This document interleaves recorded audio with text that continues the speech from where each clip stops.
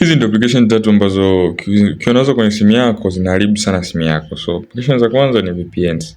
Wengi wetu tunakuwa tunatumia VPN kwa access vitu ambavyo hatuwezi tukavipata katika nchi yetu, au kufanya vitu maybe kufanya CPA marketing, kufanya affiliate links hivyo, au kuna sites mbalimbali ambazo huwezi kuingia bila VPN, au unakuwa unalinda privacy yako. Sasa shida ya changamoto ya VPN ni kwamba VPN nyingi zina drain battery, zinaharibu battery za simu zetu.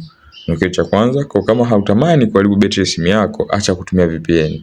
So kuna VPN za nyingi ambazo zinaharibu battery na sikushauri utumie VPN. VPN labda utumie kwenye laptop ni sawa, lakini kwenye simu zinaharibu sana battery. Application ya pili ambazo hautakiwi kuwa nazo kwenye simu yako ni application za mikopo.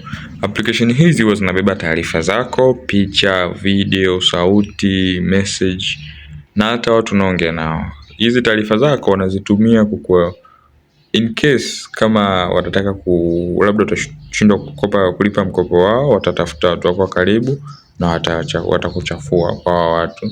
So hicho ndio kinachotokea katika hizi applications za mikopo. Hakikisha kama wewe ushaikopa, unatamani kukopa, au unabidi unataka kukopa, hakikisha unajua hilo, ujue risk ambayo unaichukua kabla ya kuinstall applications za mikopo. Moja kati ya kampuni ambayo inalipa vizuri sana katika watu wanaobeti ni PariPesa. Kwa ukifungua account na link niliyokuwekea hapo chini unapata bonus mpaka 380,000.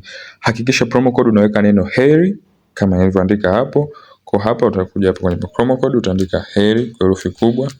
Application ya tatu ambayo inazingua sana na hutaki kuwa nayo kwenye simu yako ni application inaitwa Pamplay. Pamplay hizi ni kwenye simu za Android nyingi kama Tecno, Infinix, Samsung. Ukishanunua unakuta hiyo application ipo, au kama unakuta mtu hajazoea kutumia Play Store au App Store, download Pamplay. Pamplay ni application ambayo ni kama Play Store, lakini yenyewe inatumia data nyingi sana. Kwanza ukuta ina run vitu on background, nyuma ya background nikiwasha data kuna vitu vinafanyika nyuma ya pazia.